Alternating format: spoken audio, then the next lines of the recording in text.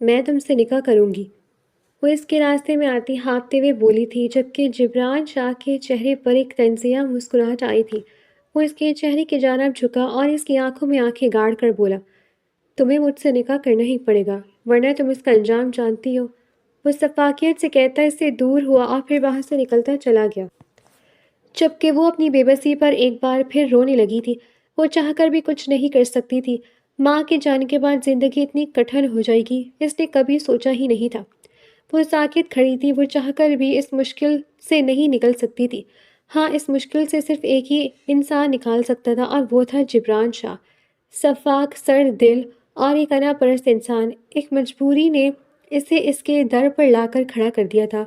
وہ سرد آہ بھرتی واپس کمرے میں بند ہو گئی اور بیڈ پر گر کر پھوٹ پھوٹ کر رونے لگی۔ اس کا مقصد وہ اچھے طریقے سے جانتی تھی، لیکن وہ جان کر بھی کچھ نہیں کر سکتی تھی۔ کیا ہوا جبران، کیا سوچ رہے ہو؟ جبران کے والد کمرے میں داخل ہوتے ہوئے بولے، یہی سوچ رہا ہوں کہ اپنے مقصد کو اب پائے تکمیل تک پہنچایا جائے۔ وہ دیوار پر لگی پینٹنگ کو گھورتے ہوئے سپاٹ لہجے میں بولا تھا، کب پہنچا رہے ہو اس مقصد کو پائے تکمیل تک؟ بابا کو پتہ ہے کہ یہ اتنا آسان نہیں جتنا آپ کو لگ رہا ہے۔ وہ یہ کہہ کر اٹھا اور کمرے سے باہر نکل گیا، جبکہ پیچھے اس کے والد کے چہرے پر ایک شیطانی مسکراہٹ آئی تھی۔ میں بھی دیکھتا ہوں کہ تم کیسے میرے کہے پر عمل نہیں کرتے۔ ہمارا مقصد صرف ایک ہی ہے، اور میں تمہیں اس مقصد کو کبھی بھولنے نہیں دوں گا۔ وہ بڑبڑائے اور کمرے کی طرف چلے گئے۔ وہ اپنی چھوٹی بہن کے پیچھے بھاگ رہی تھی۔ فاریہ، ادھر آؤ، کدھر جا رہی ہو؟ مجھے نہیں بنوانے بال، اب مجھے چھوڑ دے۔ فاریہ چھوٹے چھوٹے قدم اٹھاتی آگے بھاگ رہی تھی اور پیچھے مڑ کر دیکھے بنا بولی تھی، فاریہ، اگر تم میرے ہاتھ لگ گئی تو بہت بری طرح ماروں گی۔ کہہ رہی ہوں ادھر آ جاؤ اور جلدی سے بال بنواؤ، تمہاری ٹیوشن کا ٹائم ہو رہا ہے۔ انوشا نے غصے سے کمر پر ہاتھ رکھ کر کہا۔ جب فاریہ نے دیکھا کہ بڑی آپی غصے میں آ گئی ہیں تو وہ خاموشی سے سر نیچے کیے رونی صورت بنا کر ان کی طرف پلٹی۔ میں نے کتنی دفعہ کہا ہے فضول ضد مت کیا کرو، کیوں تنگ کرتی ہو آپی کو؟ انوشا نے محبت سے اس کے بالوں میں ہاتھ پھیرتے ہوئے کہا، آپی میرا ٹیوشن جانے کا دل نہیں کرتا۔ پڑھنا تو پڑے گا، جو کام اسکول اور ٹیوشن میں ہو سکتا ہے وہ گھر پر نہیں ہو سکتا۔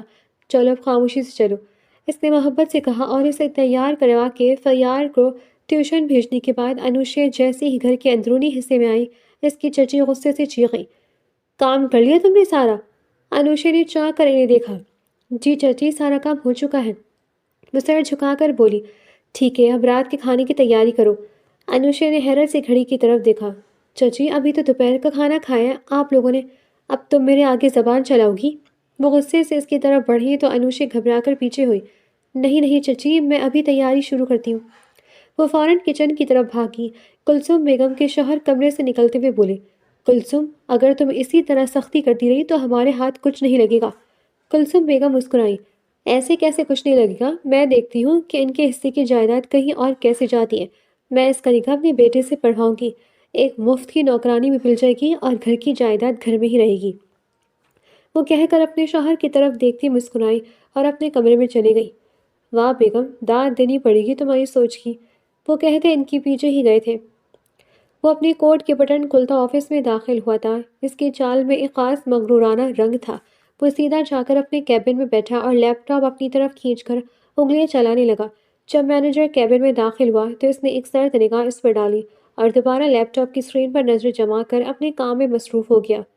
سر، یہ رہے وہ پیپرز جو آپ نے منگوائے تھے، اور یہ رہی انوشا کی ساری فائل اور مکمل انفارمیشن۔ مینیجر نے ایک فائل اس کے سامنے رکھتے ہوئے ادب سے کہا۔ جبران شاہ نے فوراً ہی لیپ ٹاپ پیچھے کھسکا دیا اور وہ فائل اٹھا کر دیکھنے لگا۔ اس نے 2 انگلیوں کے اشارے سے مینیجر کو باہر جانے کا حکم دیا اور فائل کھول کر پڑھنے لگا۔ انٹرسٹنگ، تو کتنے لوگ دیوانے ہوں گے تمہارے پیچھے؟ وہ انوشا کی تصویر پر 2 انگلیاں پھیرتے ہوئے دھیمے اور پراسرار لہجے میں بولا تھا، پھر اس کے چہرے پر ایک فاتحانہ مسکراہٹ آئی تھی۔ تم سے تو اب ملاقات کرنی ہی پڑے گی۔ اس نے پرسوچ نظروں سے تصویر کو دیکھتے ہوئے خود سے عہد کیا۔ جبران شاہ نے فائل کے صفحات پلٹنا شروع کیے۔ انوشا کی زندگی کے ایک ایک پہلو کی تفصیل اس کے سامنے تھی، اس کی معصومیت، اس کے والد کے انتقال کے بعد اس کی بے بسی، اور اس کے چچا چچی کا اس کے ساتھ رکھا جانے والا سلوک۔ سب کچھ مینیجر نے بڑی محنت سے اکٹھا کیا تھا۔ انوشا، تمہاری قسمت بہت کٹھن ہے، جبران نے سگار سلگاتے ہوئے پوچھا۔ اس کی نظریں انوشے کے چھوٹی بہن فاہیہ کی تفصیلات پر جا کر رکی۔ اسے معلوم ہو گیا تھا کہ انوشے کی شہرک اس کی چھوٹی بہن میں بستی ہے اور اسے قابو کرنے کے لیے یہی مہرہ کافی ہوگا۔ چچی، کچھ سامان چاہیے کچن کے لیے۔ اگر آپ ڈرائیور کی کیا ضرورت ہے؟ تم خود جاؤ، جا کر سامان لے کر آ جاؤ، یہ لو پیسے۔ وہ کچھ پیسے نکال کر انوشے کے ہاتھ میں تھماتے ہوئے بولی تھی۔ انوشا نے کچھ بھی نہ کہا اور خاموشی سے وہ پیسے تھامتی وہاں سے نکل گئی تھی۔ وہ جانتی تھی کہ اگر اس نے مزید کوئی بات کی تو یقیناً اس کی چچی اس پر ہاتھ اٹھانے پر آ جائے گی، اور چچی تو ابھی فی الحال اپنی دوستوں کے ساتھ بیٹھی ہوئی تھی۔ اگر وہ کبھی بھی کرتی تو یقیناً وہ ان کا بھی لحاظ نہ کرتی اور اٹھ کر اس پر ہاتھ اٹھا دیتی، اس لیے خاموشی سے وہاں سے نکل جانا ہی بہتر سمجھا تھا۔ اس نے سوچا کہ چلو اس بہانے اسے بھی تھوڑا ریلیکس مل جائے گا، باہر کی تازہ ہوا اس کے اندر اترے گی تو وہ فریش فیل کرے گی۔ اس لیے اس نے اپنے بڑے بڑے قدم اٹھائے اور وہاں سے نکلتی چلی گئی تھی۔ واہ کلثوم، تم نے تو بڑا ڈر رکھا ہوا ہے، اس کے اندر اف تک نہیں کی اور اتنی گرمی میں دیکھو سامان لینے کے لیے چلی گئی۔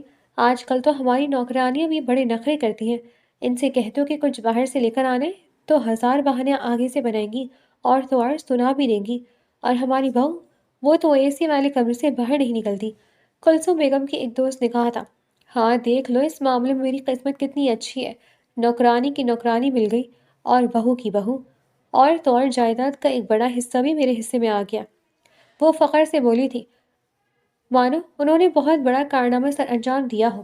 ہاں، اس معاملے میں تمہاری قسمت چمک گئی ہے۔ ویسے اگر تم نے انوشے کو کہا کہ تمہارے بیٹے سے نکاح کر لے تو کیا وہ مان جائے گی؟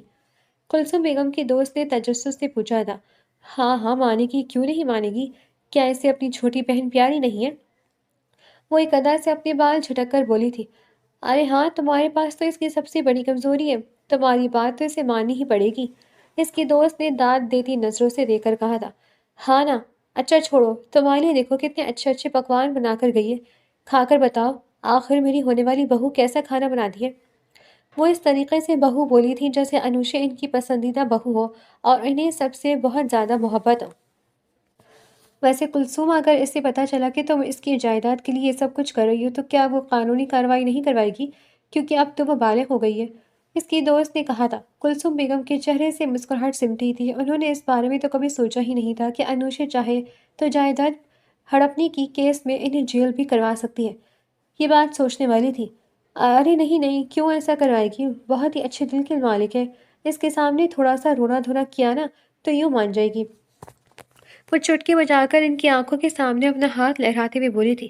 لیکن پھر بھی کلثوم، دھیان سے کسی کے اچھا ہونے کا اتنا بھی فائدہ نہیں اٹھانا چاہیے، کلثوم کی دوسری دوست نے کہا تھا۔ اب کلثوم گہری سوچ میں ڈوب گئی تھی۔ اس نے تو کبھی اس بارے میں سوچا ہی نہیں تھا کہ انوشا اب بالغ ہو چکی ہے۔ انوشا اپنی مرضی سے ہی جائیداد کسی کے نام کر سکتی ہے، اور اگر اس کے ساتھ زور زبردستی کی گئی تو یقیناً وہ کیس کر سکتی ہے۔ ارے نہیں، بالکل بھی نہیں، ہمارے یہاں ایسا کچھ بھی نہیں ہوتا۔ جس طریقے سے میں نے اپنی ساری جائیداد اپنے شوہر کے نام کر دی، یقیناً انوشا کو بھی اپنی ساری جائیداد اپنے شوہر کے نام کرنی پڑے گی۔ اس میں کوئی گھبرانے والی بات نہیں ہے۔ وہ اپنی گھبراہٹ کو اپنی مسکراہٹ کے پیچھے چھپاتے ہوئے بولی تھی، جبکہ اس کی ساری دوستوں نے اس کی گھبراہٹ اچھے طریقے سے محسوس کر لی تھی۔ اب وہ ظاہر ان کے سامنے مسکرا رہی تھی، ان کے ساتھ باتیں کر رہی تھی اور آنے والے مستقبل کی پلاننگ کر رہی تھی، لیکن دماغ میں مسلسل اس کی دوستوں کی باتیں گھوم رہی تھی کہ اگر اس نے پولیس کیس کر دیا تو آخر وہ زور زبردستی ایک بالغ انسان کے ساتھ کیسے کر سکتی ہیں؟ اگر انوشا کے دماغ میں یہ بات آ گئی تو انہوں نے اپنی سوچ کو جھٹکا اور اپنی دوستوں کے ساتھ انجوائے کرنے لگی۔ وہ جانتی تھی کہ ان کا بیٹا سچویشن کو ہینڈل کرنا بہت اچھے طریقے سے جانتا ہے۔ ان کا بیٹا اس سچویشن کو اچھی طریقے سے سنبھال لے گا۔ وہ انوشا کو بھی سنبھال لے گا اور جائیداد بھی اپنے نام کروا لے گا، کیونکہ انوشا ان کے بیٹے سے بہت ڈرتی تھی۔ فاخر کو سامنے دیکھ کر انوشا کی سانسیں حلق میں اٹک جایا کرتی تھی، اس لیے وہ بے فکر ہو گئی تھی۔ تو بس انتظار تھا تو ان کے بیٹے فاخر کے واپس گھر آنے کا۔ جیسے ہی وہ آتا انہوں نے دیر نہیں لگانی تھی، فوراً ہی انوشا کا نکاح اپنے بیٹے سے پڑھوا دینا تھا۔ جب فاخر اس گھر سے گیا تھا تو تب انوشا 15 سال کی تھی، اور اب جب اس نے آنا تھا تو انوشا 20 سال کی ہو چکی تھی۔ 5 سال ملک سے باہر رہنے کے بعد ان کا بیٹا اب گھر آ رہا تھا۔ اس نے آہستہ آہستہ اپنی آنکھیں کھولی تو خود کو ایک انجان جگہ پر پایا۔ اس نے حیرت سے آس پاس دیکھا کہ وہ کہاں تھی۔ وہ تو گھر سے سودا لینے کے لیے نکلی تھی، لیکن اب یہاں کہاں آ گئی تھی؟ وہ بیڈ سے اٹھی اور کمرے کے دروازے کی طرف بھاگی اور اسے بجانے لگی۔ دروازہ کھولے، میں یہاں کیسے آئی ہوں؟ مجھے جانا ہے مگر جان نہ دے۔ وہ دروازہ پیٹتے ہوئے چلائی۔ اس نے اپنے ذہن پر زور ڈالا تو اسے یاد آیا کہ وہ ایک سنسان گلی میں چل رہی تھی اور اسے اپنے پیچھے کسی کے ہونے کا احساس ہوا تھا۔ اس نے تیز تیز قدم بڑھانا شروع کر دیے تھے، لیکن جیسے جیسے وہ آگے بڑھ رہی تھی پیچھے سے آنے والے قدموں کی چاپ مزید تیز ہوتی سنائی دے رہی تھی۔ جیسے ہی اس نے بھاگنے کی کوشش کی، پیچھے سے ایک رومان اس کے چہرے پر آیا تھا اور وہ ہوش و حواس کھو کر مقابل کی باہوں میں جھول گئی تھی۔ وہ گھبرا کر ادھر ادھر دیکھتی واپس بیڈ پر بیٹھ گئی اور گھٹنوں میں سر دیے رونے لگی۔ یا اللہ، مجھے گھر جانا ہے، فاریہ میرا انتظار کر رہی ہوگی، چچی غصہ کریں گی۔ وہ روتے ہوئے بولی اور اپنی ہی ناخن نوچنے لگی۔ جیسے ہی کمرے کا دروازہ کھلا، اس نے گھبرا کر دیکھا۔ وہ ہونٹوں پر سگار دبائے کمرے میں داخل ہوا اور جا کر سیدھا صوفے پر ٹانگ چڑھا کر بیٹھ گیا، جبکہ وہ حیرت سے سامنے بیٹھے انسان کو دیکھ رہی تھی۔ وہ اس انسان کو ہزاروں کے جھنڈ میں بھی پہچان سکتی تھی۔ جبران شاہ! اس کے لبوں سے سرگوشی نکلی۔ اپنا نام اس کے منہ سے سن کر جبران شاہ کے چہرے پر ایک مسکراہٹ آئی۔ اوہ، تو تمہیں میرا نام اچھے طریقے سے یاد ہے۔ کون سی کہانی سنائی تمہارے چچا نے میرے خلاف؟ وہ سگار کی کش لیتا چہرے پر ایک معنی خیز مسکراہٹ سجا کر بولا، وہی جو تم نے کیا۔ میرے باپ کی جان لینے کے بعد بھی تمہارا مقصد پورا نہیں ہوا، جو اب تم نے مجھے گھر سے اٹھا لیا۔ مجھے حیرت ہے کہ ایک مرد ہو کر عورت پر وار کیا تم نے۔ وہ اپنی آنکھوں میں آئے آنسو بے دردی سے صاف کر کے بولی۔ آنسو تھے کہ رکنے کا نام ہی نہیں لے رہے تھے۔ کبھی یہ شخص اس کا آئیڈیل ہوا کرتا تھا، وہ اس کے ایک دیدار کے لیے تڑپا کرتی تھی، اور آج سامنے بیٹھا ہوا اسے زہر لگ رہا تھا۔ ہاں، جو سوچنا ہے تم سوچ سکتی ہو، لیکن فی الحال میں تم سے یہ کہنے آیا ہوں کہ میں تم سے نکاح کرنا چاہتا ہوں۔ یہ الفاظ پگھلے ہوئے سیسے کی مانند انوشے کی اپنے کانوں میں اترتے محسوس ہوئے تھے۔ اس چیز کی چاہت تو اس نے ہمیشہ سے کی تھی، لیکن اچانک چچا کی باتیں اس کے کانوں میں گونجی۔ میں مر جاؤں گی لیکن تم سے نکاح ہرگز نہیں کروں گی، وہ روتے ہوئے چیخ کر بولی۔ اسے اندازہ ہی نہیں تھا کہ کوئی شخص اتنا گر سکتا ہے۔ اسے لگتا تھا کہ اس کے چچا جھوٹ بولتے ہیں، لیکن آج جب اس کے منہ سے یہ الفاظ سنے تو وہ ساکت رہ گئی اور اسے یقین آ گیا کہ اس کے چچا جھوٹ نہیں بول رہے تھے۔ اوہ، تو مرنا پسند کرو گی؟ ٹھیک ہے، شوق سے مرنا، بلکہ میرے ہاتھوں سے ہی مرنا، لیکن یاد رکھو میں اپنا مقصد پورا کرنے کے لیے کسی بھی حد تک جا سکتا ہوں۔ اس بات سے تو تم بہت اچھے طریقے سے واقف ہوگی۔ بتایا ہوگا تمہارے چچا نے؟ وہ لاپرواہی سے صوفے کی پشت سے ٹیک لگا کر بولا تھا۔ ہاں، انہوں نے بتایا، تبھی تو مجھے یقین آیا ہے، وہ غصے سے کہہ کر رخ پھیر گئی، جبکہ آنکھوں سے آنسو مسلسل بہہ رہے تھے۔ اگر تم صحیح سلامت گھر جانا چاہتی ہو تو خاموشی سے مجھ سے نکاح کر لو، وہ کڑک دار لہجے میں بولا تھا۔ میں نے کہا نا میں مر جاؤں گی لیکن تم سے نکاح نہیں کروں گی، وہ ایک دفعہ پھر چیخ کر بولی۔ انٹرسٹنگ، مجھے تمہارا یہ انداز پسند آیا۔ خیر، میں اب اپنے مقصد سے پیچھے نہیں ہٹ سکتا، تم نہ صحیح تمہاری بہن ہی صحیح، میں اس سے نکاح کروں گا، وہ تھیکے لہجے میں کہتا ہوا کھڑا ہوا اور اپنا کوٹ درست کرتا کمرے کی خارجی دروازے کی طرف لپکا۔ انوشی اٹھ کر اس کے پیچھے بھاگی اور اس کا ہاتھ تھام کر التجا بھری نظروں سے اسے دیکھا۔ آنسو کے باعث اس کی آنکھیں جھیل کی مانند لگ رہی تھی۔ ایک پل کے لیے وہ ساکت نظروں سے اس کی آنکھوں میں دیکھتے رہا، پھر اگلے ہی لمحے اپنا چہرہ پھیر گیا اور چہرے پر وہی شفاف مسکراہٹ آئی۔ تم ایسا کیسے کر سکتے ہو؟ چھوٹی بچی ہے، وہ صرف 11 سال کی ہے، تمہیں یہ کہتے ہوئے شرم بھی نہیں آئی؟ انوشا نے غصے سے کہا تو جبران شاہ نے اس کا ہاتھ جھٹک دیا اور اس کے چہرے کی طرف جھکا۔ میں اپنا مقصد پورا کرنے کے لیے کسی بھی حد تک جا سکتا ہوں، مجھے عمر سے کیا لینا دینا، مجھے صرف نکاح چاہیے، چاہے پھر وہ تم سے ہو یا تمہاری بہن سے۔ وہ یہ کہہ کر پیچھے ہٹا، جبکہ اس کی بات نے انوشی کی دنیا ہلا کر رکھ دی تھی۔ مجھے تم سے جتنی محبت تھی نا، اب اتنی ہی نفرت ہوئی ہے جبران شاہ۔ نفرت ہے مجھے تم سے، سنا تم نے؟ میں نفرت کرتی ہوں تم سے، وہ اس کے سینے پر لگاتار مکے مارتی ہوئے بولی، جبکہ جبران ان چھوٹے ہاتھوں کی چوٹ کا کوئی اثر نہ ہو رہا تھا۔ وہ اس کی حالت سے لطف اندوز ہو رہا تھا۔ جب انوشے تھک کر اس سے دور ہوئی تو وہ بولا، خود کو تیار کرو میرے ساتھ نکاح کے لیے، اور ڈرائیور کے ساتھ گھر چلی جاؤ، میں رات میں آ رہا ہوں تم سے نکاح کرنے کے لیے۔ وہ یہ کہہ کر کمرے سے باہر نکلتا چلا گیا، جبکہ انوشے ہار مانتی غصے سے دروازہ بند کرتی جا کر بیڈ پر گر گئی تھی۔ اسے سمجھ میں نہیں آ رہا تھا کہ وہ اپنا غصہ کس طریقے سے نکالے۔ مقابل پر تو اس کے غصے کا ذرا برابر بھی اثر نہیں ہو رہا تھا، اور نہ ہی اس کے رونے کا اثر ہو رہا تھا، اور آخر اثر ہوتا بھی کیسے؟ وہ شفاق انسان اگر سینے میں دل رکھتا ہوتا تو اس پر اثر ہوتا۔ تھوڑی دیر رو لینے کے بعد وہ اٹھ کر بیٹھی تو کمرے کے دروازے پر دستک ہوئی تھی۔ ڈرائیور نے اسے آنے کے لیے کہا تو وہ خاموشی سے اپنا دوپٹہ درست کرتی کمرے سے باہر نکل گئی تھی اور اس کے ساتھ گھر کی طرف روانہ ہو گئی تھی۔ اب وہ سوچ رہی تھی کہ چچی کو کیا کہے گی، کیونکہ چچی نے دیر سے گھر لوٹنے اور سامان ہاتھ میں نہ ہونے پر ہزار سوال کرے تھے، لیکن اسے شدید جھٹکا تب لگا جب ڈرائیور نے وہی پرچی اس کے ہاتھ میں پکڑائی جو وہ صبح اپنے گھر سے لے کر نکلی تھی، اور سارا سامان جو اس میں لکھا تھا وہ اس کے سامنے رکھ دیا تھا۔ ڈرائیور اسے گھر کے باہر چھوڑ کر خود باہر سے چلا گیا تھا، جبکہ وہ ہمت کرتی سارا سامان اٹھا کر چھوٹے چھوٹے قدم لیتی گھر میں داخل ہوئی تھی۔ کہاں رہ گئی تھی تم اتنی دیر؟ چچی اس کے ہاتھ میں سامان دیکھ کر بولی تھی۔ ہاں چچی، دیر ہو گئی تھی، بازار میں رش بہت زیادہ تھا، میں ابھی کھانا بنا دیتی ہوں۔ وہ سامان اٹھا کر فوراً کچن کی طرف بڑھی تھی۔ نہیں، آج تم کھانا رہنے دو، فاخر آ رہا ہے، جاؤ جا کر تیار ہو جاؤ، میں چاہتی ہوں کہ تمہارا نکاح آج ہی فاخر سے ہو جائے۔ اس کی چچی نے کہا تو انوشے کو یوں محسوس ہوا جیسے اس کے پاؤں تلے سے زمین کھسک گئی ہو۔ نکاح؟ وہ بھی فاخر سے؟ وہ تو یہ سوچ بھی نہیں سکتی تھی۔ یقیناً یہ بات جبران شاہ کے کانوں میں پڑ جاتی تو طوفان آ جاتا۔ انوشے کو اب اپنا ایک قدم اٹھانا بھی بھاری لگ رہا تھا۔ اس کا دل کر رہا تھا کہ وہیں بیٹھ جائے اور پھوٹ پھوٹ کر روئے۔ آخر وہ کہاں پھنس گئی تھی؟ کیا وہ اپنی زندگی کا فیصلہ بھی خود نہیں کر سکتی تھی؟ کیا ہوا؟ تم ابھی تک یہیں کھڑی ہو؟ انوشے کو ساکت کھڑے دیکھ کر اس کی چچی نے ایک دفعہ پھر اسے آواز لگائی تھی۔ چچی، میں کہنا چاہتی تھی کہ نکاح ابھی… وہ ابھی کہنے ہی والی تھی کہ فاریہ بھاگتی ہوئی آئی اور انوشے کے ساتھ لگ گئی۔ آپ کہاں تھی؟ میں صبح سے آپ کا انتظار کر رہی ہوں۔ آپ کو بتایا آج میرا رزلٹ آ گیا ہے، ہاں نا، میں آپ کو اپنا رزلٹ دکھاتی ہوں۔ وہ انوشے کا ہاتھ پکڑ کر اپنی طرف کھینچتے ہوئے بولی تھی۔ انوشے نے اس کے ساتھ اپنے قدم بڑھائے تو پیچھے سے اس کی چچی کی آواز آئی۔ کچھ بھی کہنے سے پہلے یا انکار کرنے سے پہلے اتنا سوچ لینا کہ تمہاری بہن نے ہمارے ساتھ ہی رہنا ہے، اس کا مستقبل صرف اور صرف تمہارے ہاتھ میں ہے۔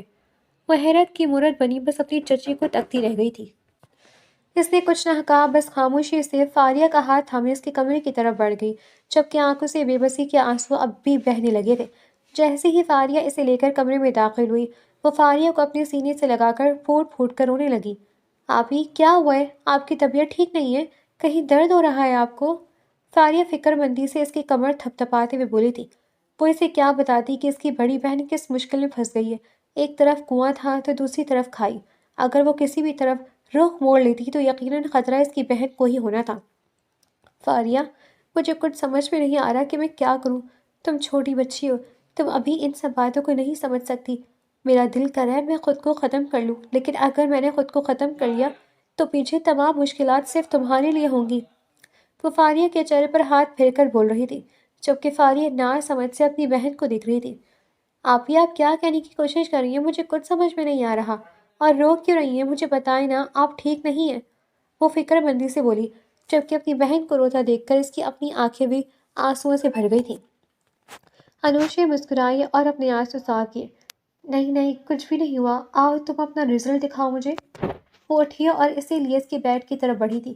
فاریہ کے ساتھ تھوڑا وقت گزارنے کے بعد وہ سنبھلی اور اٹھ کر کچن کی طرف بڑھی تھی کہ اس کی چچی کی آواز پھر گونجی۔ تمہیں کہا تھا نا کہ تم آج کچن میں نہیں جاؤ گی، ملازمہ کام دیکھ لے گی، جاؤ جا کر تم تیار ہو جاؤ۔ ابھی وہ کچھ بھولی بھی نہ تھی کہ حویلی کے اندر اسے فاخر داخل ہوتا ہوا نظر آیا۔ آؤ بیٹا، میں تمہارا ہی انتظار کر رہی تھی، کدھر رہ گئے تھے تم؟ کلثوم بیگم محبت سے کہتے ہوئے اس کی طرف بڑھی اور اسے اپنے سینے سے لگا لیا، لیکن فاخر کی نظریں تو انوشے پر جمی تھی، جو اس کی تیکھی نظریں خود پر محسوس کر کے تھر تھر کانپنے لگی تھی۔ وہ ہمیشہ سے اس کے خوف سے ایسے ہی لرزایا جایا کرتی تھی۔ فاخر بظاہر تو اپنی ماں سے بات کر رہا تھا، لیکن اس کی نظریں مسلسل انوشے کا تعاقب کر رہی تھیں۔ میں آپ لوگوں کے لیے کھانے کی تیاری کرتی ہوں۔ انوشے نے کچن کی طرف قدم بڑھائے ہی تھے کہ چچی کی کرخت آواز لانچ میں گونجی۔ میں نے تم سے کیا کہا ہے؟ تمہیں سمجھ نہیں آ رہی؟ تم میری بات کو نظر انداز کر رہی ہو؟ انہوں نے غصے سے کہا تو انوشے کے قدم وہیں تھم گئے۔ ارے اماں، کیوں غصہ کر رہی ہیں اس پر؟ کیا ہوا ہے؟ کون سی بات نہیں مانی اس نے آپ کی؟ فاخر نے اپنی ماں کو ٹوکتے ہوئے کہا، میں اسے صبح سے کہہ رہی ہوں کہ تیار ہو جائے، لیکن نہیں، اس نے تو میری بات ہی نہیں مانی ہوتی۔ صبح میری دوستیں آئی تھی تو کہہ رہی تھی کہ اسے نوکرانیوں کی طرح رکھا ہوا ہے، حالانکہ مجھے اس کا اس طرح کام کرنا بالکل پسند نہیں۔ وہ شیریں لہجے میں بولی تھی، جبکہ انوشے کو ان کے اس بدلے ہوئے لہجے پر حیرت ہو رہی تھی۔ آخر وہ فاخر کے سامنے یہ سب ڈرامہ کیوں کر رہی تھی؟ چچی، میں کام کرنے کے بعد… انوشے نے کچھ کہنا چاہا مگر چچی نے فوراً ٹوک دیا۔ انوشے نے مزید کوئی بحث نہ کی اور خاموشی سے اپنے کمرے کی طرف بھاگی، کیونکہ اسے فاخر کی نظریں اپنے جسم میں پیوست ہوتی محسوس ہو رہی تھی۔ اسے لگا کہ اگر وہ وہاں مزید کچھ دیر کھڑی رہی تو یقیناً زمین بوس ہو جائے گی۔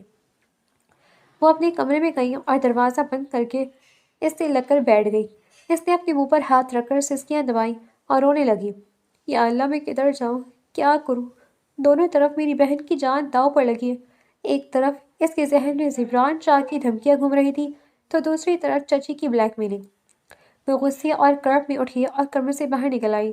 اس نے دیکھا کہ چچی اور فاخر اب لاؤنج میں نہیں تھے۔ وہ خاموشی سے گھر کے خارجی دروازے کی طرف بڑھی اور باہر نکلتی چلی گئی۔ اس کا دماغ معاف ہو چکا تھا اور سر چکرانے لگا تھا۔ وہ روڈ پر چلتی جا رہی تھی، آس پاس کی دنیا اسے غائب ہوتی محسوس ہو رہی تھی۔ سب کچھ دھندلا گیا تھا۔ اسے معلوم نہیں تھا کہ اسے کس طرف جانا ہے۔ اچانک پیچھے سے فاریہ کی آواز آئی، آپ ہی کدھر جا رہی ہیں؟ میں کب سے آپ کو بلا رہی ہوں۔ وہ روڈ کے بیچوں بیچ کھڑی فاریہ کو پہچاننے کی کوشش کر رہی تھی۔ جیسے ہی اس نے فاریہ کو پہچانا، اس کی آنکھوں سے آنسو بہنے لگے۔ اس نے اپنے ہاتھ پھیلائے ہی تھے کہ اچانک ایک تیز رفتار گاڑی آئی اور انوشے کے وجود کو اپنے ساتھ اڑا لے گئی۔ فاریہ کے دل دہلا دینے والی ایک چیخ وہاں گونجی اور ہر طرف سکوت چھا گیا۔ بے ہوشی کی حالت میں ماضی کی ایک یاد انوشے کی آنکھوں کے سامنے لہرائی۔ میں محبت کرنے لگی ہوں آپ سے جبران شاہ، اس نے دھڑکتے دل سے اظہار کیا تھا، لیکن میں تم سے محبت نہیں کرتا۔ جبران نے سپاٹ لہجے میں جواب دیا تھا، میں مر جاؤں گی آپ کے بنا۔ وہ روتے ہوئے بولی تھی، تو مر جاؤ۔ وہ یہ کہہ کر پلٹا تھا اور واپس اپنے کمرے میں چلا گیا تھا۔ انوشے کے آنسو نکل کر کن پٹی میں جذب ہو رہے تھے۔ اسے فاریہ اپنی طرف آتی دکھائی دے رہی تھی۔ اس نے آہستہ آہستہ اپنی آنکھیں بند کی اور ہوش و حواس سے بگانا وہیں سڑک پر ساکت رہ گئی۔ فاریہ کی چیخیں سڑک پر گونج رہی تھی۔ وہ رو رہی تھی، چیخ رہی تھی، لیکن اس کی پکار سننے والا کوئی نہ تھا۔ آس پاس کے لوگ مدد کے لیے بڑھے ہی تھے کہ ایک گاڑی آ کر وہاں رکی اور سب کو پیچھے کرتے ہوئے انوشے اور فاریہ کو اپنے ساتھ لے کر شہر کے سب سے مہنگے ہسپتال کی طرف روانہ ہو گئی۔ وہ بدحواسی میں ہسپتال پہنچے تھے۔ کہاں ہے میری بچی، کہاں ہے؟ کلثوم بیگم بیان کرتے ہوئے ڈاکٹر سے پوچھ رہی تھی، جبکہ ڈاکٹر حیرت سے انہیں دیکھ رہا تھا۔ آپ کس کی بات کر رہی ہیں؟ ڈاکٹر نے حیرانی سے پوچھا۔ میں انوشے سلطان شاہ کی بات کر رہی ہوں۔ اس کے ساتھ ایک چھوٹی بچی بھی تھی، کیسی ہے وہ، ٹھیک ہے نا؟ وہ چھوٹی بچی کدھر ہے؟ وہ آس پاس دیکھتے ہوئے ایسے بول رہی تھی جیسے انہیں بے حد فکر ہو۔ دیکھیں، ان کے ساتھ جو بچی تھی انہیں ہم نے ریسٹ ایریا میں بٹھایا ہوا ہے، لیکن جس کا ایکسیڈنٹ ہوا تھا، افسوس کے ساتھ کہنا پڑا ہے کہ ہم اسے نہیں بچا سکے۔ سر پر چوٹ بہت گہری لگی تھی، اگر وہ بچ بھی جاتی تو مینٹلی اسٹیبل نہ رہ پاتی۔ ڈاکٹر یہ کہہ کر وہاں سے چلا گیا، جبکہ کلثوم بیگم ساکت کھڑی ڈاکٹر کو جاتا دیکھ رہی تھی۔ فاخر اور ان کے برابر کھڑے ان کے شوہر شاہ صاحب کی حالت بھی کچھ بہتر نہ تھی۔ وہ مسلسل رو رہے تھے۔ کلثوم بیگم کی جان میں جان آئی تھی کہ جائیداد کا راستہ صاف ہو گیا۔ وہ فاریہ کی طرف لپکنے ہی والی تھی کہ اچانک ہسپتال میں قہرام برپا ہو گیا۔ ہر طرف شور اٹھنے لگا اور کچھ نقاب پوش وہاں داخل ہوئے۔ پیچھے ہو جاؤ سب، ایک نقاب پوش نے گن کلثوم بیگم اور فاخر کی طرف تانتے ہوئے کہا۔ فاخر اور کلثوم بیگم نے اپنے قدم پیچھے ہٹائے۔ فاریہ، میری طرف آؤ، فاریہ کے چچا نے کہا تو نقاب پوش نے آگے بڑھ کر گن سلطان شاہ کے سینے پر رکھ دی۔ کیا ہے، بہت ہوشیاری بن رہا ہے نا؟ پیچھے ہو جا، وہ غصے سے کہتا ان کی طرف بڑھا تھا۔ دیکھو وہ ابھی چھوٹی ہے، کم از کم ہمیں اسے تو لینے دو، شاہ صاحب نے التجا کی۔ نقاب پوش نے پلٹ کر فاریہ کی طرف دیکھا۔ فاریہ سہم کر تھوڑا پیچھے ہوئی۔ رونے کے باعث اس کا چہرہ لال ہو رہا تھا۔ وہ کانپتے ہوئے اپنی چچی اور چچا کی طرف دیکھ رہی تھی کہ شاید کوئی اس کی مدد آ کر آئے۔ واہ، کتنے سال کی ہے بچی؟ نقاب پوش نے فاریہ کو اوپر سے نیچے تک دیکھتے ہوئے کہا۔ فاخر غصے سے آگے بڑھا، شرم کرو، چھوٹی بچی ہے وہ۔ وہ غصے سے دھاڑتا آگے بڑھا ہی تھا کہ نقاب پوش نے گن کی بٹ اس کے سر پر ماری۔ فاخر کے سر سے خون بہنے لگا اور وہ نیچے گر گیا۔ کلثوم بیگم چیختی ہوئی اپنے سینے کی طرف بڑھی اور اسے سینے سے لگا لیا۔ دیکھو، تمہیں جو کرنا ہے کرو، لیکن ہمیں چھوڑ دو، کلثوم بیگم ہاتھ جوڑ کر بولی۔ نقاب پوش نے سلطان شاہ کے سر پر بھی بندوق مار دی، وہ بھی زمین پر گر گئے۔ کیا خاص ہے اس بچی میں، اٹھاؤ اسے اور لے جاؤ، نقاب پوش نے حکم دیا اور باہر کی طرف بڑھ گیا۔ وہ فاریہ کو زبردستی اپنے ساتھ لے گئے۔ کلثوم بیگم بس اپنے بیٹے اور شوہر کو دیکھتی رہ گئیں۔ ڈاکٹرز نے انہیں وارڈ میں شفٹ کیا۔ انوشے کی میت ان کے حوالے کر دی گئی، جس کی تدفین کی تیاری وہ لوگ مکمل کر چکے تھے۔ چہرہ دیکھنے کی کسی نے زحمت ہی نہ کی تھی۔ چچی اور چچا کو اس سے کوئی لگاؤ نہ تھا اور فاخر کے لیے وہ نامحرم تھی، جس کی وجہ سے اسے چہرہ نہ دیکھنے دیا گیا۔ صرف ایک بہن تھی جس نے آخری بار اس کا چہرہ دیکھنا تھا، اور وہ بھی اب نہ جانے کہاں چلی گئی تھی۔ کلثوم بیگم تو خوش تھی کہ انوشے دنیا میں نہیں رہی اور فاریہ غائب ہو گئی۔ اب ساری جائیداد ان کی تھی۔ انوشے کو سپرد خاک کر دیا گیا تھا۔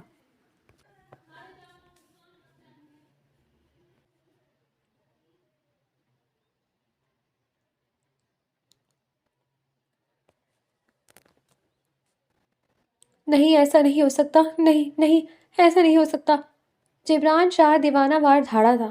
بابا ایسا کیسے ہو سکتا ہے؟ وہ ایسا نہیں کر سکتی، وہ مجھے یوں چھوڑ کر نہیں جا سکتی۔ اس نے کہا تھا وہ مجھ سے محبت کرتی ہے، وہ میرے بنا نہیں رہ سکتی۔ اس نے کہا تھا وہ تم سے محبت کرتی ہے، لیکن تم تو اس سے محبت کرتے ہی نہیں تھے، تو اب تمہیں کیوں تکلیف ہو رہی ہے؟ تمہیں تو خوش ہونا چاہیے۔ اس کی چھوٹی بہن کو ڈھونڈو، اب ہمارے مقصد کو پورا کرنے کے لیے وہی کام آ سکتی ہے۔ اس کے باپ نے سید موہری سے کہا تھا، نہیں بابا، میں انوشے کو ایسے نہیں چھوڑ سکتا۔ میں نے اگر اس سے کہا کہ میں محبت نہیں کرتا تو کیا اسے میری آنکھوں میں محبت نظر نہیں آئی تھی؟ اس کا اظہار محبت آج میرے دماغ میں محفوظ ہے۔ اس کا مجھے چھپ چھپ کر دیکھنا، ہر ایک چیز میرے ذہن میں نقش ہے۔ جب پہلی دفعہ میں نے اسے دیکھا تھا تب سے لے کر آخری بار دیکھنے تک، اس نے جس رنگ کا سوٹ پہنا تھا، جیسے بال بنائے تھے، سب یاد ہے مجھے بابا۔ آپ کہہ رہے ہیں مجھے اس سے محبت نہیں تھی؟ ہاں نہیں تھی محبت، میں اس سے عشق کرنے لگا تھا بابا۔ میں اس سے عشق سے ایسے جانے نہیں دے سکتا۔ وہ لڑکھڑاتے قدموں کے ساتھ باہر کی طرف بھاگا۔ اس کے باپ کے چہرے پر ایک شیطانی مسکراہٹ آئی۔ انہوں نے موبائل نکال کر کال کی۔ اس ٹرک ڈرائیور کو پیسے دے دو، اس نے اپنا کام بہت اچھے طریقے سے کیا، اور باقی کا کام بھی جس طرح کہا گیا ہے اسی طرح سنبھال لینا۔ وہ یہ کہہ کر رابطہ منقطع کر گئے۔ وہ دیوانہ وار شہر کے ہر قبرستان میں اس کی قبر چھان چکا تھا۔ ہر وہ قبر جو اس دن بنائی گئی تھی، وہ ان سب کے بارے میں پوچھ چکا تھا کہ یہاں کسے دفنایا گیا اور کون کون جنازے میں آیا تھا، لیکن اسے انوشے کی قبر نہ ملی۔ تھک ہار کر وہ واپس اپنے کمرے میں آ گیا۔ اتنی بڑا سزا نہیں اے اللہ، اتنی بڑی سزا نہیں۔ وہ بڑبڑایا اور اپنا سر بیڈ پر گرا دیا۔ چھت کو گھورتے ہوئے اس کی آنکھوں کے سامنے انوشے کے ساتھ اپنی پہلی ملاقات آئی۔ سلطان شاہ اور جبران شاہ کے والد کے کاروباری تعلقات کافی گہرے تھے، اس لیے جبران کا ان کے گھر آنا جانا رہتا تھا۔ جب پہلی بار جبران ان کے گھر گیا تو انوشے اسے اپنی چھوٹی بہن فاریہ کے ساتھ کھیلتی ہوئی نظر آئی تھی۔ فاریہ تب شاید 5 سال کی تھی۔ انوشے اسے ہاتھوں میں لیے گول گول گھما رہی تھی اور اس کے ساتھ باتیں کر رہی تھی۔ جبران کو اچھی طرح یاد تھا کہ اس نے بیبی پنک رنگ کی فراک پہنی ہوئی تھی۔ دوپٹے سے بے نیاز اس کے چہرے پر بال بکھرے ہوئے تھے جنہیں فاریہ بار بار اپنے ننھے ہاتھوں سے کھینچ رہی تھی۔ کانوں میں چاند کے جھمکے اور ہاتھوں میں پہنی ہری، لال، نیلی اور سفید چوڑیاں آج بھی جبران کی سماعتوں میں کھنکھناتی تھیں۔ اس کی آنکھوں سے آنسو نکل کر کنپٹی میں جذب ہو گئے۔ تم مجھے اتنی بڑی سزا نہیں دے سکتی، میرے پاس آ جاؤ انوشے، میں تمہارے بنا ادھورا ہوں۔ وہ کرب سے پکارا تھا مگر ان الفاظ کا اب کوئی فائدہ نہ تھا۔ وہ اسے چھوڑ کر جا چکی تھی اور اسے دور کرنے والا اس کا اپنا باپ ہی تھا، جس کی حقیقت سے جبران ہی بے خبر تھا۔ انوشے کی موت اور فاریہ کے اچانک غائب ہو جانے کے بعد نعمان شاہ اور کلثوم بیگم کی خوشی کی انتہا نہ تھی۔ انہیں لگا کہ اب جائیداد کا راستہ صاف ہو چکا ہے اور وہ اس کی تن تنہ وارث بن گئی ہے۔ وہ ابھی اپنی اس جیت کا جشن منانے کی منصوبہ بندی کر ہی رہے تھے کہ اچانک ایک دن حویلی کے دروازے پر دستک ہوئی۔ سامنے پولیس کھڑی تھی اور ان کے ساتھ جبران شاہ کا قانونی مشیر موجود تھا۔ کلثوم بیگم نے حیرت سے پوچھا، یہ سب کیا ہے؟ پولیس آفیسر نے سپاٹ لہجے میں جواب دیا، کلثوم بیگم، آپ پر انوشے سلطان شاہ کے قتل کی سازش کا الزام ہے۔ ہمیں اطلاع ملی ہے کہ آپ نے اسے جان بوجھ کر اس حادثے کی طرف دھکیلا۔ آپ کو گرفتار کیا جاتا ہے اور یہ تمام جائیداد عدالتی حکم پر سیل کی جا رہی ہے۔ نعمان شاہ کے پیروں تلے سے زمین نکل گئی، مگر ابھی ایک اور دھماکہ ہونا باقی تھا۔ تفتیش کے دوران جب کڑیاں ملی گئیں تو یہ ہولناک سچ سامنے آیا کہ انوشے کے والدین کا برسوں پہلے ہونے والا ایکسیڈنٹ محض اتفاق نہیں تھا، بلکہ اس کے پیچھے فاخر کا ہاتھ تھا۔ فاخر جو انوشے کا کزن تھا، اس نے اپنے باپ کے ساتھ مل کر جائیداد ہتھیانے کے لیے وہ خونی کھیل کھیلا تھا۔ آج قدرت کا انصاف حرکت میں آ چکا تھا۔ جس جائیداد کے لیے انہوں نے معصوموں کے خون سے ہاتھ رنگے تھے، وہی جائیداد آج ان کے گلے کا پھندا بن گئی تھی۔ کلثوم بیگم اور عثمان شاہ ایک دوسرے کا منہ تکتے رہ گئے، جبکہ ان کے اپنے ہی بیٹے کی کرتوتوں نے انہیں کہیں کا نہیں چھوڑا تھا۔ 5 سال بعد جبران، آخر تم کب تک ضد کرتے رہو گے؟ ایک دفعہ اس لڑکی کو دیکھ تو لو جس سے میں تمہاری شادی کروانا چاہتا ہوں۔ جبران شاہ کے والد کا پارا چڑھ چکا تھا۔ پچھلے 3 سالوں سے وہ اسے روز یہی کہتے تھے، مگر جبران اپنی ضد پر اڑا تھا۔ فاریہ کبھی کچھ پتہ نہ چل سکا تھا۔ جبران نے اسے ڈھونڈنے کی بہت کوشش کی، مگر وہ ناکام رہا۔ بس بہت ہو گیا، میں آج اس لڑکی کو گھر بلا رہا ہوں۔ تم اس سے ملو گے، بلکہ تم کہیں نہیں جا رہے، میں ابھی اسے بلا رہا ہوں اور نکاح خواب بھی آتا ہی ہوگا۔ اس کے والد نے فیصلہ کن لہجے میں کہا، دیکھیں بابا، اگر آپ چاہ رہے ہیں کہ میں انوشے کی جگہ کسی اور کو دے دوں تو یہ ممکن نہیں ہے۔ ہاں، اگر آپ چاہتے ہیں کہ میں نکاح کر لوں تو ٹھیک ہے، میں نکاح کر لوں گا، لیکن میں کبھی اس لڑکی کو بیوی کا درجہ نہیں دے سکوں گا۔ وہ سپاٹ لہجے میں کہتا ہوا باہر نکل گیا۔ گاڑی میں بیٹھ کر اس نے آنکھیں بند کی تو انوشی کا چہرہ پھر لہرایا۔ پچھلے 5 سالوں میں کوئی دن ایسا نہیں گیا تھا جب اس کی آنکھیں نہ بھیگی ہوں۔ بہت ظالم ہو تم لڑکی، وہ ایک زخمی سی مسکراہٹ کے ساتھ بڑبڑایا۔ اسی دوران ایک پرتعیش گاڑی لان میں آ کر رکی۔ جبران جانتا تھا یہ وہی لڑکی ہے، مگر اس نے دیکھنے کی زحمت نہ کی۔ اس سے پہلے کہ وہ نکلتا، اس کے والد نے آ کر اسے روکا۔ جبران، دیکھو وہ آ گئی ہے، چلو اندر آؤ۔ انہوں نے جوش میں گاڑی کا دروازہ کھولا۔ بابا، مجھے ضروری کام سے دیر ہو رہی ہے، اس نے رخ موڑ کر کہا۔ تبھی سامنے والی گاڑی کا دروازہ کھلا اور ایک لڑکی اتری، جس نے براؤن جینز کے اوپر بلیک ٹاپ پہنا ہوا تھا اور اوپر براؤن کی کوٹ تھا۔ اس کے لمبے سیاہ گھنے بال اس کی کمر پر آزاد لہرا رہے تھے۔ اس کے اونچے ایڑی والے جوتوں کی ٹک ٹک پورے لان میں گونج رہی تھی۔ اس نے بڑے ایٹیٹیوڈ اور اعتماد کے ساتھ چشمہ اتارا اور ایک فاتحانہ نظر حویلی پر ڈالی۔ اس نے پلٹ کر جبران کی طرف دیکھنا بھی گوارا نہ کیا اور شاہانہ انداز میں اندر کی طرف بڑھ گئی۔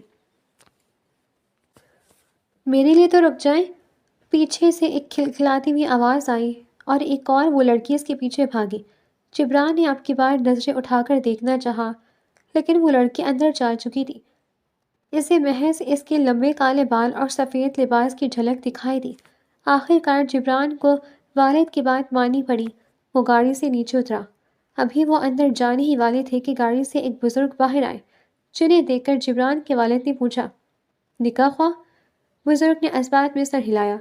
جبران شاہ اپنے والد اور اس بزرگ کے ساتھ اندر داخل ہوا اور جا کر سیدھا صوفے پر بیٹھ گیا۔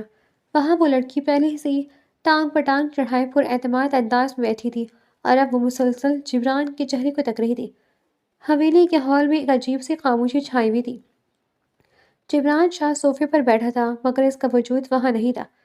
نکاح خواہ کچھ پڑھ رہے تھے، الفاظ ان کے لبوں سے ادا ہو رہے تھے، لیکن جبران کی سماعتوں میں صرف انوشے کی ہنسی اور اس کی چوڑیوں کی کھنکھناہٹ گونج رہی تھی۔ تم کہاں ہو انوشے؟ دیکھو تمہاری جگہ آج کسی اور کو دی جا رہی ہے۔ وہ اپنے خیالوں میں اس سے مخاطب تھا۔ اسے یوں محسوس ہو رہا تھا جیسے انوشے وہیں کہیں کھڑی اسے نم آنکھوں سے دیکھ رہی ہو۔ نکاح خواہ نے جب تیسری بار پوچھا تو اس نے بنا کچھ سوچے ایک مشینی انداز میں قبول ہے کہہ دیا۔ اس نے جلدی سے نکاح نامے پر دستخط کیے، جیسے وہ اس قید سے جلد از جلد آزاد ہونا چاہتا ہو۔ قلم رکھتے ہی وہ تڑپ کر اٹھا اور حویلی کے بیرونی دروازے کی طرف بڑھ گیا۔ اسے اس وقت تازہ ہوا کی سخت ضرورت تھی، کیونکہ یادوں کا حبس اس کا دم گھونٹ رہا تھا۔ وہ لان میں آ کر کھڑا ہوا ہی تھا کہ پیچھے سے ہیل کی وہی جانی پہچانی ٹک ٹک سنائی دی۔ جبران کا پارا ایک دم ہائی ہو گیا۔ مجھے تنہا چھوڑ دو، وہ غصے سے چلاتا وہ پلٹا اور پہلی بار اس لڑکی کی طرف دیکھا۔ جیسے ہی اس کی نظر سامنے کھڑی لڑکی پر پڑی، جبران شاہ کے ہوش اڑ گئے۔ اس کے قدم وہیں جم گئے اور زبان نے ساتھ دینے سے انکار کر دیا۔ سامنے کھڑی لڑکی کوئی اجنبی نہیں تھی، بلکہ وہ انوشے تھی۔ وہی نقش و نگار، وہی گہری آنکھیں، بس فرق صرف اتنا تھا کہ یہ لڑکی پہلے والی انوشے سے کہیں زیادہ پر اعتماد اور جدید حلیے میں تھی۔ وہ اب جبران کی بیوی بن چکی تھی۔ اس کے چہرے کے تاثرات دیکھ کر زیر لب مسکرائی۔ اس کی مسکراہٹ میں ایک فاتحانہ رنگ تھا۔ اس نے کچھ کہے بغیر ایک بھرپور نظر جبران پر ڈالی اور واپس پلٹ کر حویلی کے اندر جبران کے کمرے کی طرف بھاگ گئی۔ وہ جاتے جاتے وہاں موجود فرد کو ایک رعب دار آواز میں حکم دی گئی، خبردار جو اب کوئی اوپر آیا، ہمیں اب کوئی ڈسٹرب نہ کرے۔ جبران شاہ وہی لان میں ساکت کھڑا رہ گیا۔ اسے سمجھ نہیں آ رہا تھا کہ یہ کوئی خواب ہے یا حقیقت۔ کیا انوشے واپس آ گئی تھی یا یہ اس کا کوئی ہمزاد تھا؟ اس کا دل زور زور سے دھڑک رہا تھا اور دماغ میں سوالوں کا ایک طوفان برپا تھا۔ وہ اس کے پیچھے ہی لپکا تھا۔ ڈائننگ ہال اس کی نظر فاریہ پر پڑی، جو پہلے سے زیادہ بڑی اور پیاری ہو گئی تھی۔ اس نے دونوں ہاتھوں کے انگوٹھے دیکھے اور اسے آل دا بیسٹ کہا اور جبران شاہ کے والد کی طرف متوجہ ہو گئی۔ جبران شاہ برقی تیزی سے اپنی کمرے کی طرف بھاگا تھا۔ جبران شاہ کے قدموں میں اتنی سکت نہ تھی کہ وہ چل سکے، مگر دل کی دھڑکنیں اسے کھینچ کر اس کمرے تک لے گئی جہاں وہ لڑکی جا چکی تھی۔ اس نے لرزتے ہاتھوں سے دروازہ کھولا تو سامنے وہی وجود کھڑا تھا جس کے لیے اس نے 5 سال ماتم کیا تھا۔ وہی قد و قامت، وہی آنکھیں، مگر اب ان میں وہ پرانی بیچارگی نہیں بلکہ ایک عجیب سا مان تھا۔ انوشے! جبران کے لبوں سے ایک لرزتی ہوئی صدا نکلی۔ اسے یقین نہیں آ رہا تھا کہ یہ حقیقت ہے یا اس کے دماغ کا کوئی خوبصورت خلل۔ وہ دیوانہ وار آگے بڑھا اور اسے اپنے حصار میں بھر لیا۔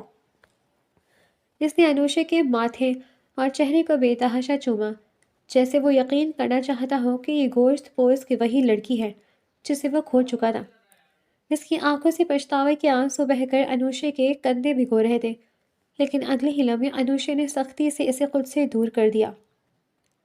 اس کی آنکھوں میں محبت کی جگہ ایک طنزیہ سرد مہری تھی۔ رک جائے جبران شاہ، یہ محبت کا ڈھونگ اب بند کریں۔ آپ کو تو مجھ سے کبھی محبت تھی ہی نہیں، پھر یہ تڑپ کیسی؟ انوشی کی آواز میں وہ کاٹ تھی جو جبران کی جگہ کو پار ہو گئے اور اس کے جگرے کے پار ہو گئے۔ جبران نے تڑپ کر اس کا ہاتھ تھاما۔ خدا کے لیے ایسا مت کہو انوشے، میں نے تمہیں کہاں کہاں نہیں ڈھونڈا۔ میں نے ہر قبرستان چھان مارا، ہر مٹی سے تمہارا پتہ پوچھا۔ تم زندہ ہو، تم اتنے سال کہاں تھی؟ مجھے کیوں اس عذاب میں رکھا؟ انوشی نے ایک گہرا سانس لیا اور کھڑکی کے پاس جا کر کھڑی ہوئی۔ میں 2 سال تک موت اور زندگی کی کشمکش میں رہی۔ اس حادثے نے مجھے توڑ کر رکھ دیا تھا۔ مجھے دوبارہ اپنے پیروں پر کھڑے ہونے اور خود کو پہچاننے میں 3 سال لگ گئے، اور یہ سب آپ کے والد کے بدولت ممکن ہوا۔ جبران ساکت رہ گیا۔ بابا نے؟ ہاں۔ انوشے مڑی اور اس کی آنکھوں میں آنکھیں ڈال کر بولی، آپ کے والد نے مجھے اس وقت بچایا جب میرے اپنے چچا مجھے ملاوٹ سمجھ کر چھوڑ چکے تھے۔ وہی مجھے شہر سے دور لے گئے اور میرا علاج کروایا۔ میں نہیں چاہتی تھی کہ میں دنیا کے سامنے یا آپ کے سامنے آؤں۔ میں چاہتی تھی کہ آپ اپنے اس مقصد سے پیچھے نہ ہٹیں جو آپ نے میرے بابا کے قاتلوں کو سزا دلوانے کے لیے شروع کیا تھا۔ آپ کے والد جانتے تھے کہ اگر مجھے زندہ دیکھ لیا تو آپ کا انتقام ٹھنڈا پڑ جائے گا۔ وہ ایک قدم جبران کی طرف بڑھی۔ آج میرے بابا اور ماں کے قاتل جیل کی سلاخوں کے پیچھے ہیں، اور یہ سب آپ کی وجہ سے ہوا۔ میں نے 5 سال آپ کی نفرت اور محبت کے درمیان خود کو تیار کیا ہے تاکہ میں وہ بن سکوں جو آج آپ کے سامنے کھڑی ہے۔ جبران اسے دیکھتا رہ گیا۔ اسے سمجھ نہیں آ رہا تھا کہ وہ انوشے کے ملنے کی خوشی منائے یا اس کے والد کی اس عظیم سازش پر حیران ہو جس نے اسے 5 سال جیتے جی مارے رکھا تھا۔ اور جبران نے انوشے کی بات ادھوری ہی رہنے دی اور اسے ایک زوردار جھٹکے سے اپنی باہوں کے حصار میں قید کر لیا۔ اس بار انوشے نے مزاحمت نہیں کی، شاید اس کے اندر کی طرف بھی اب جواب دے چکی تھی۔ جبران نے اپنا چہرہ اس کی گردن کے پاس جھکایا جہاں اس کی سانسوں کی تپش انوشے کے وجود میں بجلیاں بھر رہی تھی۔ تمہیں اندازہ نہیں انوشے، میں نے ان 5 سالوں میں ہر پل موت مانگی ہے۔ جبران کی آواز سرگوشی بن کر اس کے کانوں سے ٹکرائی۔ اس نے انوشے کے چہرے کو اپنے دونوں ہاتھوں کے پیالے میں بھرا اور والہانہ انداز میں اس کی پیشانی اور آنکھوں کو چوما۔ انوشے کی آنکھیں خود بخود مونتی چلی گئیں اور اس نے اپنا سر جبران کے چوڑے سینے پر ٹکا دیا۔ جبران کی گرفت مزید مضبوط ہو گئی، جیسے وہ اسے اپنے وجود کا حصہ بنا لینا چاہتا ہو۔ اس نے جھک کر انوشے کے لرزتے لبوں پر اپنے لب رکھ دیے اور ایک گہرا، طویل اور والہانہ بوسہ دیا۔ انوشے کی اور جبران کی دھڑکنیں الگ ہی تال پر رقص کر رہی تھیں۔ انوشے کی آنکھوں میں نمی تھی۔ جبران اس سے دور ہوا اور ایک بار پھر اس کے لبوں پر جھکا تھا۔ اس لمس میں 5 سال کی جدائی کا کرب تھا، پچھتاوا اور بے پناہ محبت شامل تھی۔ کمرے کی مدھم روشنی میں ان کے سائے دیواروں پر ایک ہوتے دکھائی دے رہے تھے۔ جبران اسے اٹھا کر بیڈ کی طرف لے گیا جہاں خاموشی اور قربت کے اس لمحے میں لفظوں کی ضرورت ختم ہو چکی تھی۔ ان کے درمیان دوریاں مٹ گئیں اور وہ ایک دوسرے کے وجود میں گم ہو کر ہمیشہ کے لیے ایک ہو گئے۔